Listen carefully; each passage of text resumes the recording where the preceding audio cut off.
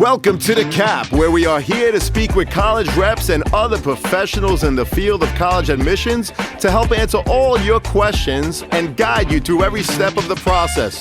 So if you're serious about college admissions, you've come to the right place. Are you ready? Let's talk about it. And now, here's your host, Dr. John Durante. Welcome to The Cap, the College Admissions Process Podcast. I am your host, John Durante, and I am here to introduce you to college admissions representatives and other professionals in the field of college admissions. Our purpose is to serve you, the students and parents, so that you may gain insight straight from the people who ultimately make the decisions. Regardless of whether you will apply to a particular school being highlighted, you should listen to all of the episodes, as each guest will give you tremendous insight and advice on every aspect of the college admissions process, prompting you to come up with your own follow-up questions for when you visit campus or meet with a college admissions representative yourself. Lastly, if you have any questions you'd like me to cover on future episodes or any comments you'd like to share, please email me at collegeadmissionstalk@gmail.com. And don't forget to visit our website at www.collegeadmissionstalk.com. So are you ready? Let's talk about it. Welcome to The Cap, the College Admissions Process Podcast. I am your host, John Durante, and it gives me great pleasure to introduce today Jack Monfort, who's a men's lacrosse player at Yale University. This is a continuation of the series geared specifically to student athletes and their parents. Jack, it is an honor and a pleasure to have you here today. How are you? I'm doing great. I'm super pumped for you to have me on here. I appreciate it. Well, thank you so much, Jack. We are super pumped as well, so let's get right to it. Jack, why don't you tell us about your lacrosse journey? How old were you when you started, and at what point did you realize that you were really good? Yeah, so I started playing lacrosse when I was about 4 or 5 years old, usually doing like the local rec league. And then once I got to second grade, I started playing a little more, doing games and whatnot. And then, as you get older, you have to start figuring out if you want to play travel. So 4th, 5th grade, stayed on Syosset PAL. 5th, 6th grade, decided to try out for a travel team. Tried out for 3, I want to say. It was like the Long Island Jesters, Express, and 91, and didn't make a single one. So obviously I was really upset, but ended up just going with Express. I made the C team for that because I missed the main tryout, and obviously with travel there's a ton of politics, so that didn't really work out for me. So I was on the C team for 1 year, and then next year I climbed up to the B team. I was on that for 2 years. And then I eventually got pulled up to the A team, which was awesome. Didn't have the best year that year, so they actually tried to cut me. And the kid that they wanted to put on the team, he declined, so they actually put me back on and said it was a screw up. But we all knew why they put me back on the team. But like 8th going into 9th grade, that was kind of my breakout year. Started getting a lot more comfortable with my play. And then, being on varsity as a freshman helps your confidence a ton. I was playing with guys like Lucas Kotler, Mac O'Keefe, EJ Aronson, Mike Ilardo, all these guys who are just beasts that just want to hurt you. And it's great playing with those guys because, you go from being the man of your travel team, and then you go to a varsity team and you're suddenly like 150 pounds running around getting checked as hard as they possibly can. So that definitely helped my game a lot. And then 9th going into 10th grade, I luckily got some calls from some coaches, and one of them was Yale. And I came up there after our Port Washington game. Coach Shea from Yale wanted me to come up and come to one of their training camps. And so I did that, and I ended up playing really well, and rest is history. So, Jack, was there a time when you realized, wow, I have a real shot at playing in college? And if so, what was that time like? Did anything change in terms of how you approached lacrosse? Yeah, so the rules were different when I was getting recruited. So you were able to get recruited whenever you wanted to. So in 7th grade, I kind of had to make a decision. Do I want to play soccer or lacrosse? And at the time, I was playing a lot of soccer as well. So I decided to go with lacrosse, just thinking about coming out of Long Island, it's going to be easier to play in college than for lacrosse than it was for soccer. So I ended up I stopped playing soccer for about 3 years while I just focused on lacrosse, which definitely helped my game a lot, and it gave me the time to really hone in on my skills for lacrosse. But I think the difference between the two sports was lacrosse was now my primary sport, and it now becomes a lot more stressful than it was. So once I started playing soccer again, it kind of gave me that secondary sport where I was able to just enjoy what I was doing again. Not to say I wasn't enjoying lacrosse, it was just a lot more serious. So I think, taking that time off and making that decision was honestly definitely a positive for me. It helped me figure out a lot of things and what I wanted to do. And then coming back to soccer was also the best decision I've ever made. Just playing two sports. If you're going to college for a sport, if you could get another sport, that'd be great because every sport helps the next. It was also a great way for me to stay in shape before I ended up going to college and before each season. Well, that's great advice. Playing another sport, making yourself more versatile, keeping sharp on the off season for lacrosse. Jack, how were you approached by the coaching staff at Yale? Was it at a local tournament? It would be great to hear about how the conversations went. Yeah, so after we played Port Washington, I ended up having a pretty decent game, and Coach Shea ended up calling my coach and asked if I could come the following week for a training camp. And it just so I played well there as well, and I think recruitment has a lot to do with luck. You could easily have a bad game, and then they kind of dismiss you as a player. But luckily for me, I had Lucas Kotler at Yale already, which helped me a lot because he was doing well. So Coach Shea was going to assume that I'd do well. But after that training camp, he had me come up a second time just to look at the college and everything like that. And it was actually the only school I've ever visited. So I really had no idea what to expect. I'd spoken to like 2 or 3 college coaches before. One of them was Lars Tiffany, who was at Brown. And at this point, I was only really looking at Ivy League schools, only wanted to go Ivy League or Patriot League. And then Coach Tiffany of Brown actually ended up leaving 2 weeks after to go to Virginia and never called me again. So, recruiting, it's definitely discouraging at times. But luckily, I was able to have a visit at Yale. I was brought around by one of the coaches, and at the end of the day, I went back to the coach's office, and it was really brief. I pretty much walked in there. I saw a bunch of names that he was recruiting, and it was kind of funny because I'm looking at names of my friends who I've played with for 6 years, And so he offered me a spot. My dad gave me a little nudge saying, "Say yes," because it's Yale. And I said yes, and my dad tackled me in the bathroom right next to the coach's office. That's awesome. Yeah. How did your overall recruitment process go? And before making a final decision, did you get to see the team in action, or were you invited to attend an actual practice? Yeah, so I wasn't a top recruited player. There were 100 kids that were committed before me. And, each time a kid gets committed, you compare yourself to them. You're like, I've played against this kid so many times and I feel like I'm better, but he's going to, Big Ten, top ACC school. And I'm just, I wasn't getting any looks. But I honestly got more looks after I committed than before because once you get a look, once you commit, you're put on a map. So like I said before, Yale was the only school I visited. And if I could go back, I would definitely take a little bit longer to think about what school fits me best because I honestly, I said yes the second he asked me. It definitely worked out for me where, thank God I'm happy here and I love everyone that I'm with. But maybe I should have given myself an extra week, an extra 2 weeks just to like really think about what I want. Whether that's, a big school or practice schedule, stuff like that. Like I really didn't look into the school. But I did have, after I committed, Coach Shea has all the recruits and commits come up for the first practice of the fall. And after seeing that, I was hooked because you go from a high school practice and then you go look at a college D1 program and their practices are 10 times more intense than what you're used to.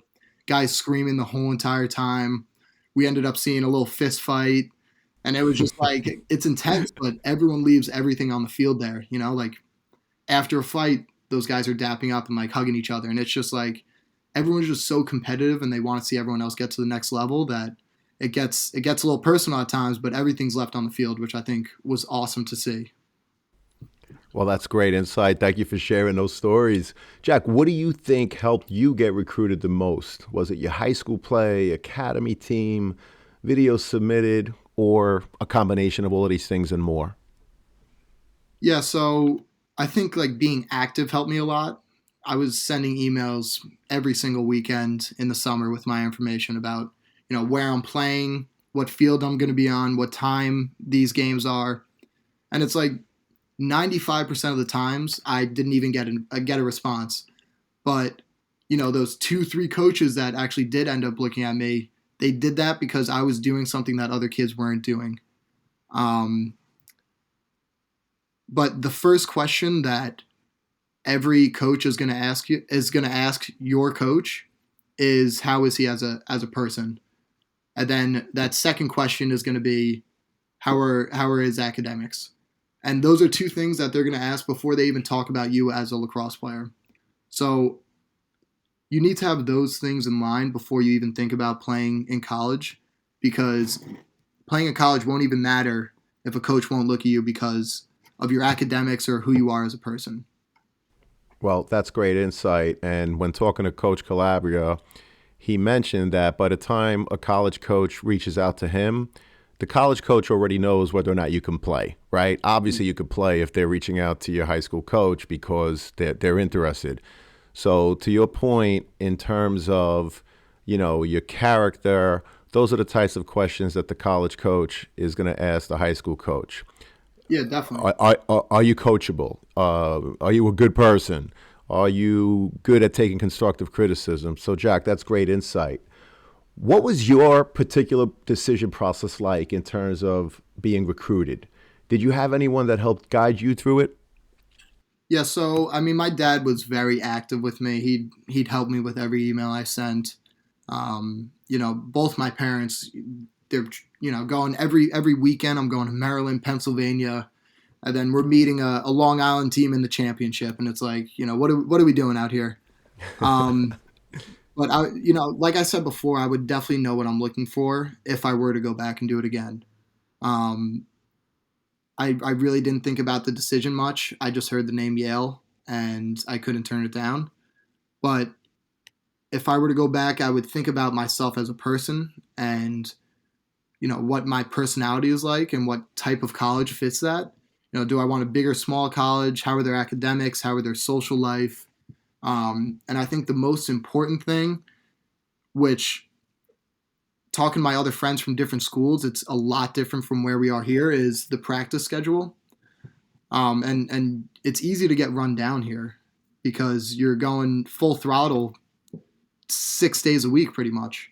So like my friends at Big Ten, ACC, Maryland, Duke, Virginia, they're practicing 6 days a week, 5 days a week in the fall. They're waking up at 5:30 for a 6 o'clock run test, and it's like, yeah, that's good for your team, but it's not fun. That stuff like that isn't fun, and it definitely wears you down before this season even starts. And then also we lift 4 times a week in the fall. Yale is very keen on being the biggest team out there. So, stuff like that, it does get a little rigorous for sure. But that definitely comes with the package, and you have to know that. But I think looking at the practice schedule helped me out a lot. It just happened, like I said, it just happened to work out for me because I really did not look at anything before I came here. And Yale, their way of doing it is let's have 2, 3 practices a week in the fall, but let's make them lift 4 times a week. So it's like we're not getting run down. The time spring comes around, all of us are ready to go, and we're actually excited for the season. Where you look at a Syracuse and they already have 5 games under their belt, and stuff like that isn't fun. Right. Well, that's great insight, Jack. Thank you so much for sharing that. So, what was your overall draw to Yale, and what would you advise potential collegiate athletes to consider when trying to decide where to play? So my overall draw to Yale was obviously the name, but under Sure. that was probably seeing how similar Coach Shea and Coach Calabrio's personalities were, and it gave me kind of like a sense of comfort. You're gonna, you want a coach that's going to be on your side and really cares about you as a person. And I feel like too many college coaches, kind of put up a front during recruiting just so they could get certain guys. And then when those players end up playing under them, they realize that they're a totally different coach than who they were on the phone. So Right. I think the difference for Yale compared to other coaches that I've spoken to was he didn't want you here. He wanted you to want to be there. So I've heard some stories from other recruits that, like, you know, he pretty much flat out told them, like, I don't care if you come here, but if you come here, let's get to work. Which I think is a very different approach than what other college coaches do. So Big Ten ACC, you're walking into a locker room, they have every jersey lined up, they have merch for you, and here he told us flat out, we don't get merch. We have one pair of practice shorts, one pair of lift shorts, and if you lose them, you're in trouble. Where in these other schools you have a lot more leniency, but Coach Shea he told me how it was going to be before I even got there, and he's definitely lived up to what he said was going to happen, which I respect a lot because I knew what I was getting myself into before I came here. Well, thank you so much for sharing that. And I know he's an awesome coach. And who knows, maybe one day we'll have him on the show with Coach Calabria. That would be That's awesome. What would you say to current students in high school in terms of what it takes to go to an elite Division I university to play lacrosse? Yeah, so you definitely have to love your sport, and you want to perfect your craft. I mean, it's a full nine to five job, and if you aren't fully committed, you're really not going to enjoy playing. You're different than the other kids that you're walking around. Not in a bad way, but you just have a lot more on your plate. And if your sport is stressing you, that's something that's not supposed to be stressing you. So if it is, it probably isn't going to be for you. Um, like I said before, like we're practicing in the fall, we're practicing 6 days a week in the spring. So if you don't love what you're doing, it takes up a lot of your time. So you really you really gotta enjoy it. Yeah, and I know how much you do. I remember watching you play in high school. I actually remember you as a ninth grader. We had a conversation where you said, as a ninth grader, I want to play at Yale University. And I thought that was so awesome, not knowing at the time that you were already being looked at. But I just thought it was so cool for a ninth grader to tell me so definitively, I want to play at Yale University, and here you are. So, just so happy for you and all the great things that you've accomplished. I appreciate that. Of course. What was the transition like from high school, where you were a star player, to then becoming a brand new student athlete at Yale University? Did you play much in your first year, and how different was your schedule and other demands compared to high school? So it was definitely tough. You go from being the man. I was an All American in high school, and then you go to Yale, and you're playing on a college team now, where everyone else was an All American as well. So it's definitely tough because you have to lose your ego, and you have to realize where you are and find your role and double down on that. So it was definitely tough coming in and not playing. I didn't see the field my freshman year. We only had 4 games because it was cut short from COVID. But the week prior to us leaving campus, I actually got reamed during a film session. But it wasn't personal. It was more him yelling at me to tell me to figure it out because he knew the type of player I was and I wasn't doing the things I needed to be doing. And then academically, you're going from a public school to one of the best academic schools in the nation. So going in, you don't know what to expect, and then you go to class and you're surrounded by salutatorians and valedictorians, and it's tough because most of the time you're fighting against those kids for grades. So it's definitely it's a shock. It's definitely a shock, but I think it's a good shock because I found humility and I was able to get out of my comfort zone, which I think will help me for the rest of my life. So yeah. Well, that's great insight, Jack. Thank you so much. What does a typical day look like for a college student athlete at a Division One school, and how does the week differ? For example, when you have an away game as opposed to a home game, what does it look like, Jack? So it's definitely a lot. It's a full 9 to 5 job.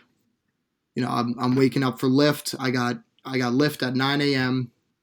and then I have three. Usually 2 to 3 classes during the day, and then practice right after. But a lot of your mindset is kind of engulfed with lacrosse. Like most of the day, I'm thinking about the next thing that I have to do for lacrosse, not necessarily like academically. We have a lot of really smart guys on this team, which definitely helps a lot because you could go to anyone for anything, and a lot of us take the same classes because a lot of us have the same major. So having the ability to go to anyone on our team and ask for help definitely is very very nice. The away games is kind of like same week, except we start loosening up for practice a little earlier in the week because we're gonna have to travel on a Friday. So it's usually the same thing. It's just we're gonna miss Friday classes, but we always get a dean's excuse for that, and we get caught up on work. It's just obviously it's a little extra. A lot of guys do work on the bus. The other day we went to Cornell, 5.5 hour bus ride. There are kids on our team that are on their computer the whole entire time doing work because that's just what you have to do. And it is what it is.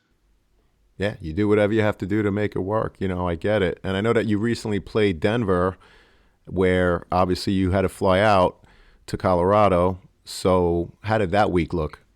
That one, so we left on a Thursday. So Right. we weren't in school Thursday and Friday. So stuff like that definitely gets a little sticky, especially when you usually have the more important classes earlier in the week. And Fridays, a lot of us just have one class because we know we're going to have practice at a certain time. They let us know beforehand before we pick classes. Um, but the Denver one was a lot because we were up by 5:15 in the morning, at the field by 6. We had practice, and then we went right on a bus right to the airport, and it was a full day of traveling.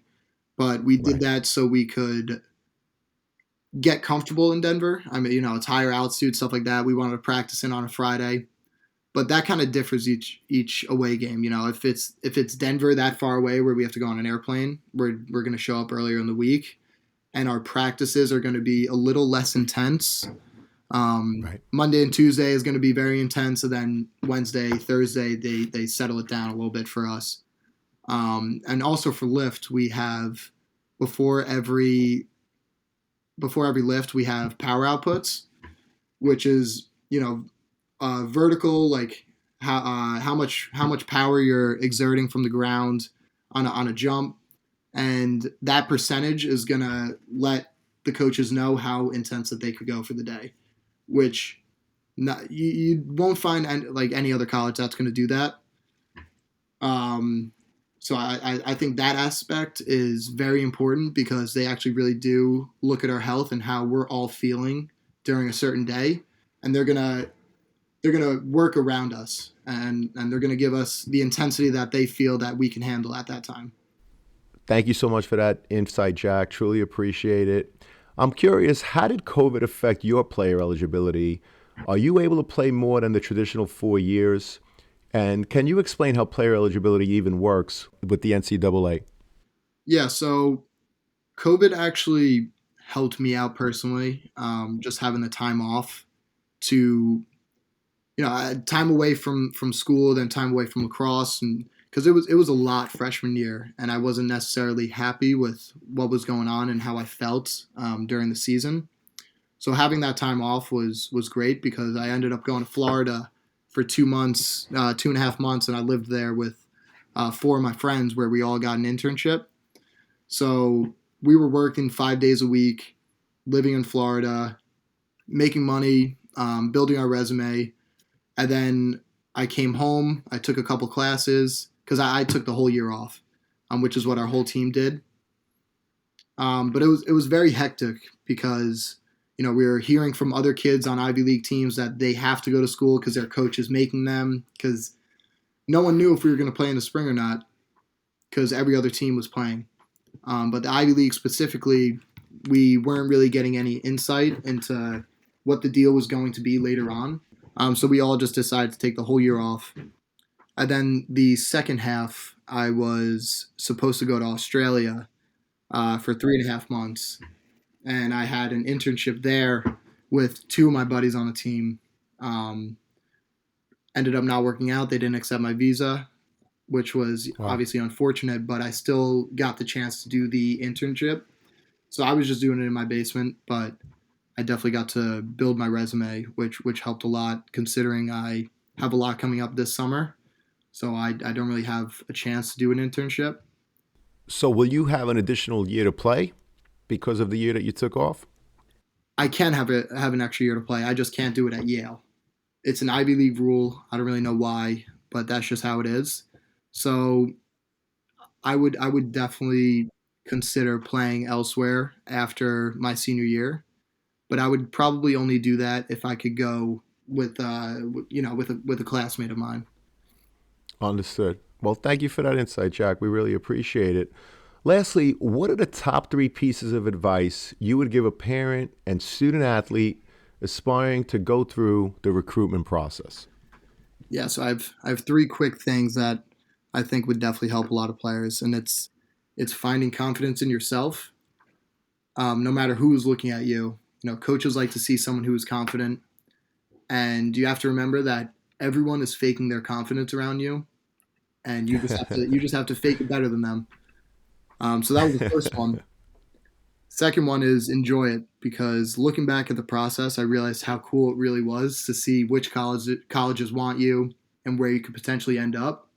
And it's a very exciting part of your life, and enjoy all of it because, everything's happens for a reason. You're going to really enjoy where you end up anyway. So, with whoever's looking at you, take it with a grain of salt and just keep moving. And then the third one is it takes what it takes. So, if it was easy, everyone would be doing it. And then, you should be thinking about the kid next to you that wants the same spot and you're going to want to beat this fictional player that you've created in your head. It's not easy playing in college. So if you really want to, you're going to have to do everything you need and then some. Well, Jack, those are tremendous pieces of advice. It is so good to see you. It was awesome having this conversation with you. I truly can't thank you enough. I wish you continued success on the rest of this season and beyond. Thank you so much for sharing your insight, your expertise. We truly appreciate it more than you'll ever know. I really appreciate you having me on here. I definitely hope it helped. It definitely did, Jack. Thank you so much. Awesome. Thank you.